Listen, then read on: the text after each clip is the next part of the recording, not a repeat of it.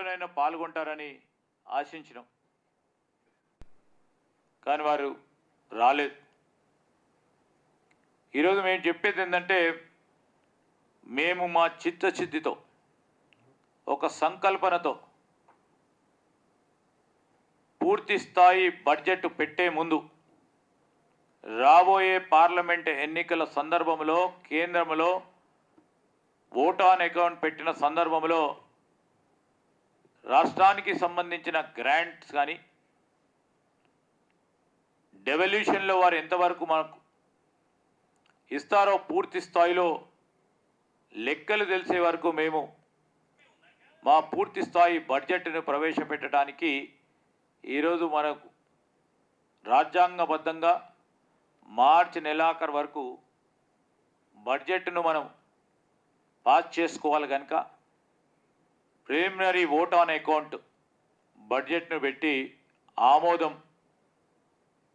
శాసనసభలో ఆమోదం పొంది శాసన మండలిలో కూడా అప్రాప్రియేషన్ బిల్లుకు ఆమోదం పొంది ప్రజలకు సంబంధించిన సంక్షేమం అభివృద్ధి రాబోయే 4 నెలలు ఎక్కడ కూడా మరి ఆటంకం కలగకుండా ముందుకు తీసుకెళ్లే ప్రయత్నంలోనే మేము ఓట్ ఆన్ అకౌంట్ బడ్జెట్ 2024-25ని ప్రవేశపెట్టడం జరిగింది. దీనిలో అనేక అంశాలు ప్రతిపక్షాలకు సంబంధించి ప్రభుత్వానికి సంబంధించి ఇప్పటివరకే మా 6 గ్యారెంటీలో 13 అంశాలకు సంబంధించి 4 ప్రధానమైన అంశాలని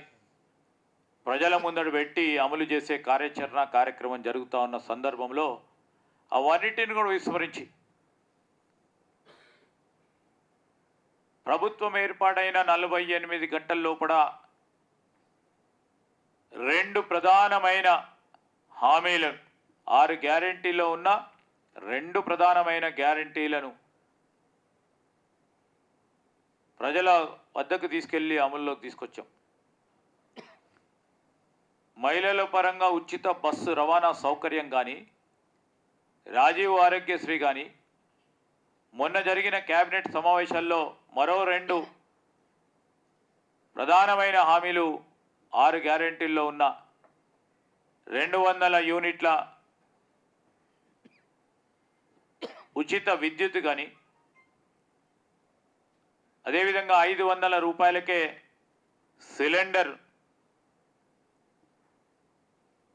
ఇచ్చే కార్యక్రమం కానీ ప్రజల ముందు ఉంచితే ఈరోజు కాంగ్రెస్ పార్టీకి ప్రజలందరూ కూడా స్వాగతిస్తూ ఉన్నారు. దీన్ని ఏదో విధంగా ప్రజల మధ్యలో ఉన్న